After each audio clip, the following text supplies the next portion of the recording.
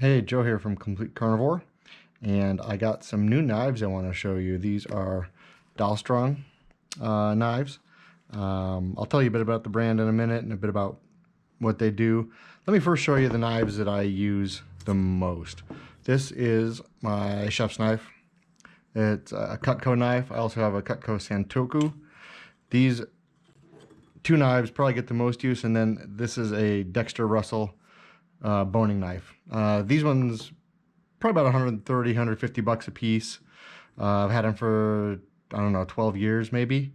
They do a great job. I love the blade shape. I love the feel of this one. I'm not a fan of the handle, like the Bolster right here. If you're doing a pinch grip, like I do when I do most of my chopping and cutting, it kind of hurts. It's not like a smooth, there's not a smooth edge there. Like a lot of knives have. But overall, I like the knife. It's a good blade. I was talking to the guy that sharpens knives here in town, and he said Cutcos are great. They're one of his favorite knives. He says they take an edge well and they hold an edge well. So I use those a lot. And this one, it's I don't know, $30 knife. It's kind of designed to be used, sharpened, and then thrown away, and you get another one. A lot of meat processing plants and people who butcher for a living and process a lot of meat, this is the kind of knife they use. You see these a lot in restaurants. You can get these at restaurant supply stores, fairly even. Like I said, this is about 30 bucks. These are about 150 bucks a piece. I've sharpened these a couple times. I sent them away to Knife Aid and got them sharpened. I also have a Worksharp E5 sharpener that I sharpen them at home, and they're sharp. They cut. They do well. They do a great job cutting everything. But I want to see how these Dalstrong knives compare to what I use every day. Dalstrong has been around for a few years now. They're primarily an online seller. The knives are made in China, which, no surprise. I mean, so much stuff is made in China. It doesn't mean they're bad. It doesn't mean they're good. It just means they're made in China.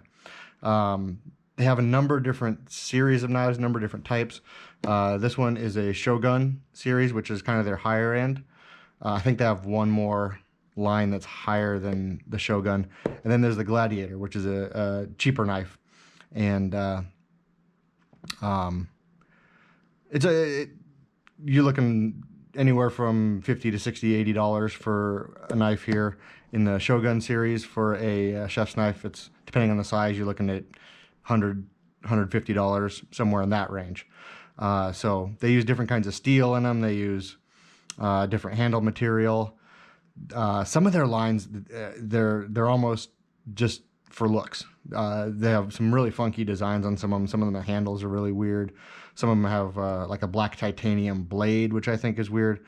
But the Gladiator series, it's probably the most mass market type you would get. And the Shogun series is supposedly a little bit better.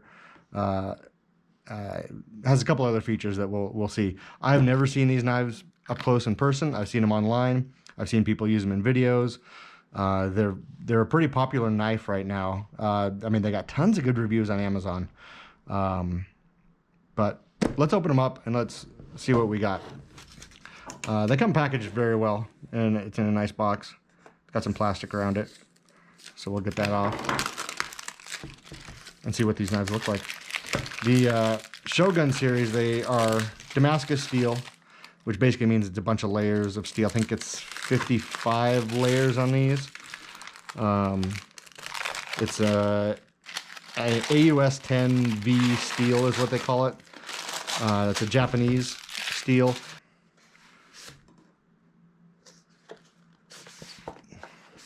So outer sleeve just slides off. Got this nice looking box in here. And here it is. Ooh, we got a nice little Shogun Series X pin that comes with it. Just kind of a little guide to Dalstrong, what they do. It's got a cleaning cloth. Comes in handy. Oh, let's see. Hand wash. Of course you want to hand wash it. Don't leave in water. Don't twist. Don't pry. Use wood or plastic cutting boards. Don't lend to effing new guys on the line. Keep out of children. Not intended for mortal combat. That's kind of sad. All right.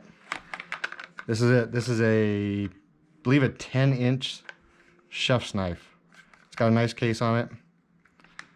A little safety button here. You got to push it to get the knife out. And there it is.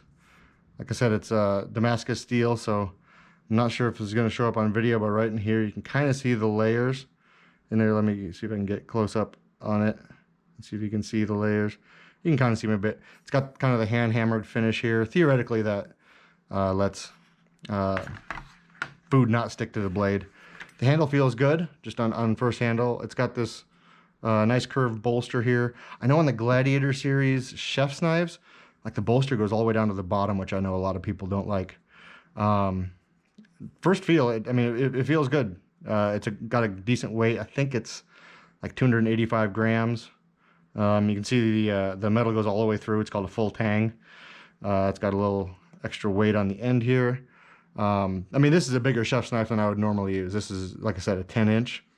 I usually use like a 8 or 9-inch is what I like. So it's bigger, but overall it feels good. I mean, it looks good. I don't see anything wrong with it right now. I'm trying to look at the blade as close as I can. I don't have a magnifying glass. But I don't see any chips or anything like that. Seems to be sharp. I mean, obviously, pretty much any knife is going to be sharp out of the box. So there's no issues with that. Let's open this Gladiator series. And I'll show you this knife. This isn't a chef's knife. This is something a little different. And like I said, a lot of their knives are just kind of flashy looking. They got some pretty funky blade designs on some of them. They look great in videos. They look great on Instagram. So if you do a lot of Instagramming and posting your food there and you're looking to impress people, these are great. The quality of metal in the Gladiator series isn't as good as the Shogun series. Theoretically, the rockwood hardness of this is 62, and on the Shogun series, it's 58 or 55, I believe. And since basically the harder the knife, the harder the steel, the longer it'll hold an edge. But that's not saying it's better. It is better, but it's not. Some people like the softer steel. Again, you got a nice sheath here, and that is the Dalstrong Gladiator series 10-inch bullnose butcher knife. You can see the Gladiator series has a bolster that goes all the way down to the edge. For a chef's knife where you're rocking, it kind of hits weird when you have that. So I wouldn't get the chef's knife in the Gladiator series because of that. I've seen a couple other videos of people not liking that. But once again, this is a good looking knife. I mean, you hang this up on your magnetic knife block, and it's going to be kind of a showpiece.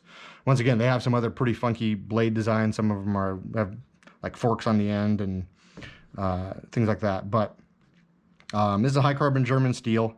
Like I said, I think it's rockwood hardness of 55. Again, I don't see any flaws. I mean, it definitely feels sharp for that, but you never can tell with just feeling it. So let's cut a couple things just to kind of see how they perform. Obviously, like I said, they're going to be sharp coming out of the box. There's any knife you buy is going to be sharp right away. Let's start out with a cucumber. Should cut right through it. Yeah, I mean, I'm barely putting any weight on that. Just dragging it across. It slices right through. Let's check out the. I mean, obviously, this isn't a vegetable knife. It's not what you'd normally use for this. But I mean, again, this is pretty much just the weight of the knife going right through that. You just slide it. So definitely sharp. Of course, we got to cut a tomato. You always have to cut tomatoes when you're testing knives. Let's try this. Again, I'm just going to pull it across, and it goes right through it. No issues. I'm going to try one of the super, super thin slices that you see on videos all the time. And you can see, I mean, it did a nice thin slice. Pretty much no effort. Again, just pull the knife through and it goes. So it's sharp coming out of the box. This knife, it cuts right through it. Like, just for comparison, I'll use the cut code. Just, I don't know if you can see a difference or tell a difference, but I mean, It doesn't go right through like that. It's been a couple weeks since I've sharpened this or honed it, so I mean that's part of the reason. But yeah. So cuts a tomato, cuts a cucumber. Once again, this isn't a bread knife, but it slices right through it. No tearing. I mean, you can see a nice clean edge on that.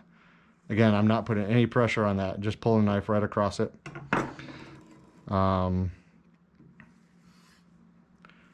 So it cuts.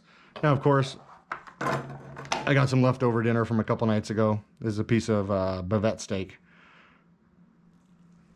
Cuts right through it. I mean, no question these knives are sharp out of the box. No question. In 6 months or so, I'll do a follow-up, and we can see if they're still sharp or how they hold an edge or if there's any issues. But, I mean, yeah, it's cutting through this without very little effort. So, if you talk to people who really know knives and are really into knives, really into chef's knife, you talk to restaurant chefs, Dalstrong doesn't have a good name with them. They aren't the highest quality you can get. I mean, you can start getting $300, $400, $500 chef's knives, and there's a lot of cooks that really like those. If you're cooking at home, if you're just a backyard barbecue guy and you want a cool looking knife, if you want something that's going to be functional and a reasonable price, so far I like what I'm seeing here with these. I have some other $100-ish chef's knives I want to test out. Like I said, this one is $130. If you go to dalstrong.com and use the coupon code carnivore, you can save 10%, and I earn a few bucks too. But yeah, first impression is I like them. They're sharp, they cut. We'll see how they hold up for a few months, and we'll film another video. But if you're looking for kind of it's above entry level. Entry level is kind of what you get at Walmart. It's like the $20, $30 one. If you want a decent knife, check them out. I mean, I like them so far. I mean, they carry all kinds of different knives: cleavers, paring knives, steak knives, chef's knives, butcher knives, boning knives. They have whole sets you can buy. I wouldn't recommend a set. Buy your knives individually. But yeah, so far, I like it. Check them out. Let me know what you think. If you have any comments, if you've ever used them, I would love to hear what you think. So leave a comment below and let me know. Like I said, hardcore knife guys, they aren't a fan of Dalstrong. I mean, no knife in this price range is going to be up to the standards of what those people are looking for, which is fine. Nothing wrong with that. But in the $100-ish price range, I kind of like these. I think they seem like a good value. They seem like, I mean, they're heavy. They feel good. They're well balanced. Yeah, I mean, obviously these are huge knives. These are 10-inch blades, so they're a little bit awkward to use compared to 7 or 8-inch knife. But if you're cutting a big roast, if you're cutting like a prime rib, this thing will make quick work of it. If you go to Costco and buy like a whole strip loin, this is the kind of knife you want to use to portion that out into steaks. So let me know what you think. Leave a comment, and I would love to hear from you. And once again, if you have experience with Dalstrong, please let me know. I want to know what you think. Thanks for watching, and let me know if there's anything I can do for you.